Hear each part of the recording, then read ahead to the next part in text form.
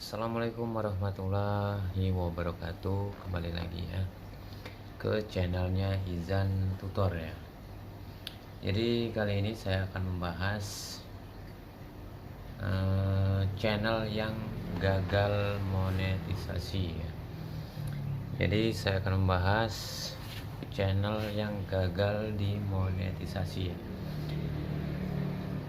Jadi saya sesuai dengan pengalaman yang saya alami ya.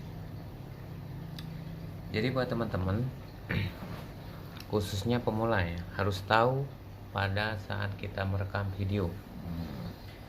Jadi di saat kita merekam video itu usahakan tidak ada suara orang lagi menyetel musik ataupun TV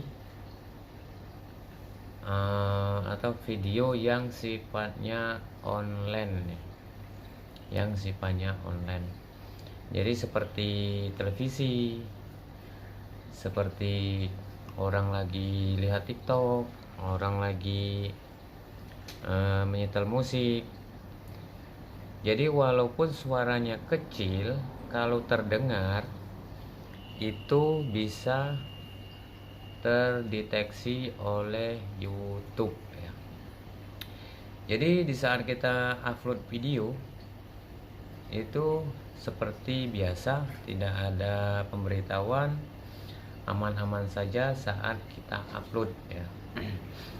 Nanti di saat kita mengajukan monetisasi, itu video kita keseluruhannya akan ditinjau. Harus teman-teman ingat ya, semua video kita itu akan ditinjau oleh tim YouTube. Jadi buat teman-teman, itu berdasarkan pengalaman yang saya alami. Saya juga sudah pernah channel saya tidak diterima oleh YouTube ya. Tidak diterima oleh YouTube. Saya itu sebenarnya banyak channelnya, cuman yang sudah diterima YouTube itu ada dua ya, ada dua. Jadi buat teman-teman, makanya saya berkeinginan untuk membuat konten tutorial ya. Supaya teman-teman tahu pengalaman-pengalaman saya selama nge-YouTube ya. Jadi buat teman-teman, jangan berusaha untuk mengakal-akali YouTube ya, karena pada akhirnya akan ketahuan juga oleh tim yang ninjau channel kita ya. Jadi buat teman-teman, nggak usahlah comot video sana sini kita edit lagi. Usahakan video kita itu original.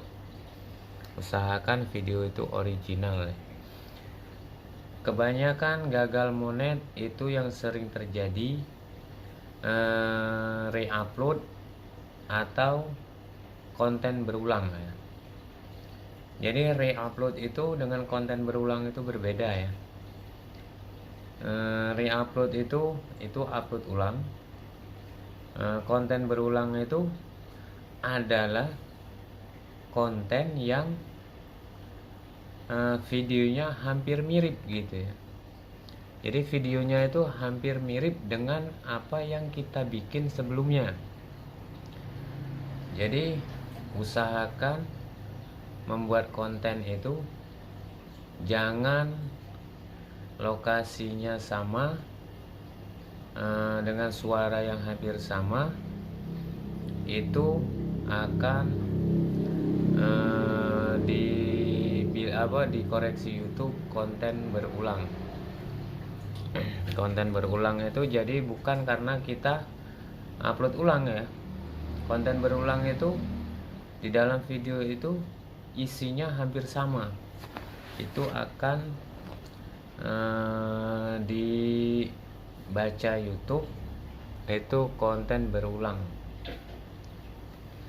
Jadi buat teman-teman harus tahu sebelum dimonetisasi ya. Kalau kita gagal waktu monetisasi, kalau YouTube memberikan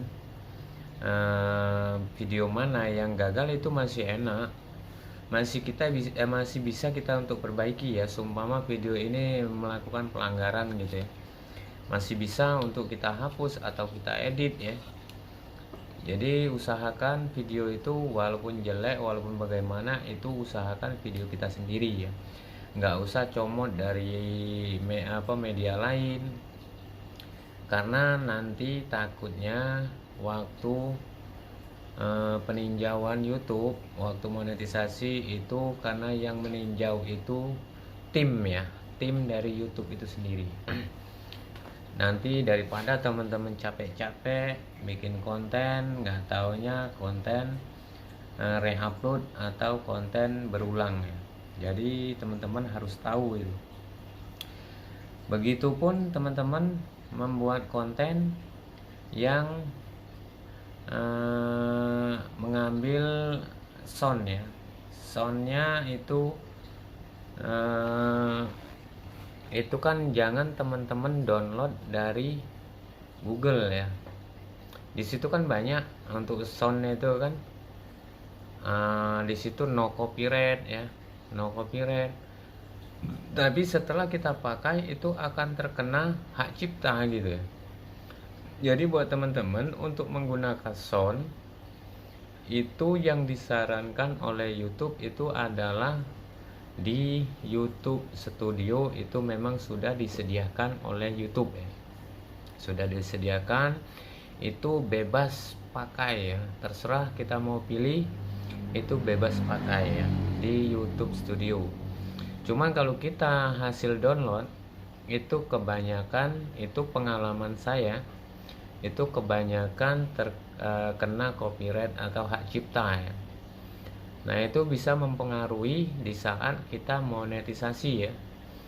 Jadi sudah saya bilang tadi, kalau waktu pengajuan itu diberitahu video yang mana yang melakukan pelanggaran, itu masih enak, masih bisa kita hapus atau kita edit ya. Tapi kalau YouTube tidak memberitahu yang mana yang melakukan pelanggaran, kalau memang pelanggaran itu banyak, nah itu kita akan kesulitan untuk mengajukan kembali gitu ya.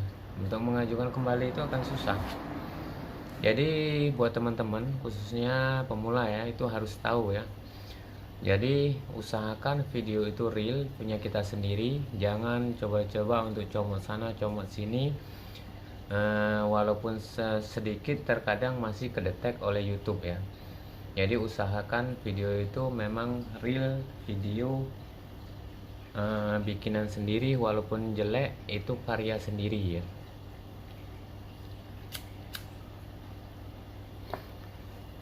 Jadi buat teman-teman itu harus tahu di saat kita mengambil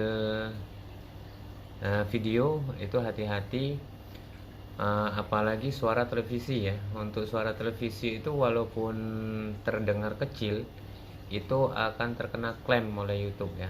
Jadi buat teman-teman, sebelum kita merekam, kita lihat suasana terlebih dahulu ya. Ngopi dulu teman-teman supaya santai ya. Jadi apalagi sound-sound yang ada di media sosial, jangan coba-coba teman-teman lakukan ya. Ya kemungkinan ada saja yang lolos, tapi itu tidak banyak, karena sebelum dimonetisasi itu memang harus hati-hati, karena yang meninjau channel kita itu tim ya, orang ya, manusia, bukan robot ya. Jadi itu nanti akan ditinjau oleh YouTube. Di situ seluruh video kita akan dikoreksi ya. Akan dikoreksi. Sekali lagi, masih enak ya kalau YouTube itu memberitahu bahwa video ini melakukan pelanggaran ya. Masih bisa kita hapus atau kita edit. Yang susah itu pihak YouTube tidak memberitahu video mana yang melanggar. Nah, itu kita akan kesulitan ya. Kita akan kesulitan. Dan di situ kita akan merugikan banyak waktu ya, merugikan banyak waktu. Kenapa merugikan banyak waktu? Karena kita nggak bisa ngoreksi yang mana yang salah di channel kita ya, karena tidak diberitahu oleh YouTube. Kalau diberitahu masih bisa kita hapus, kita edit gitu kan ya. Kalau tidak diberitahu kayak gitu, kita terpaksa menghapus ulang semua video di situ ya. Jadi kita sudah capek-capek mengumpulkan 4000 jam tayang, itu harus, kalau videonya dihapus otomatis akan hilang semua ya. Yang kita dapat hanya subscribernya saja. Kita harus mengejar jam tayang ulang gitu ya. Itu pengalaman saya ya. Jadi buat teman-teman yang masih pemula, hindarilah untuk mencurang-curangi YouTube ya, karena YouTube itu akan mendeteksi, dia akan tahu. Jadi buat teman-teman yang masih pemula memang harus hati-hati di dalam kontennya ya. Karena saya itu sudah sering kali di channel-channel yang lain itu terkadang melakukan pelanggaran ya. Makanya saya di sini membikinkan ingin sekali membuat konten tutorial contoh di konten ini ya, supaya teman-teman semua tahu dan kita bisa belajar bersama di konten ini. Itu saya memberitahu seperti itu karena menurut pengalaman yang sudah saya alami. Saya 4 tahun nge-YouTube, jadi untuk channel untuk video itu ya sebenarnya lebih ketat dia sebelum dimonetisasi ketimbang setelah dimonetisasi ya. Karena saya pelajari di channel-channel yang sudah, kalau kita sudah dimonetisasi, terkadang kita upload video yang tadinya yang sebelum diajukan monetisasi itu melakukan terkena pelanggaran, setelah kita dimonetisasi itu nggak ada pelanggaran. Itu saya sudah buktikan itu. Jadi untuk pemula yang belum mencapai 4000 jam tayang 4000 jam tayang 1000 subscriber, itu memang harus hati-hati ya. Mungkin setelah dimonetisasi kita enak gitu ya, karena di situ kalau kita upload itu langsung ketahuan, langsung ada pemberitahuan ya, ada pemberitahuan, dan bisa juga kita hapus videonya ya. Tapi sebelum dimonetisasi itu hati-hati ya, karena ketahuannya nanti setelah kita pengajuan ya. Jadi buat teman-teman, itulah tadi saran dari saya. Usahakan video tadi real punya kita sendiri ya. Jadi harus bisa membedakan mana yang re-upload, mana yang konten berulang ya. Konten ulang, konten berulang, re-upload itu berbeda. Harus teman-teman ketahui ya. Konten berulang itu tadi contoh dengan tema yang sama, suara yang hampir mirip, itu akan dibaca konten berulang. Oke, mudah-mudahan video ini bisa bermanfaat buat teman-teman. Saya akhiri dulu. Assalamualaikum warahmatullahi wabarakatuh.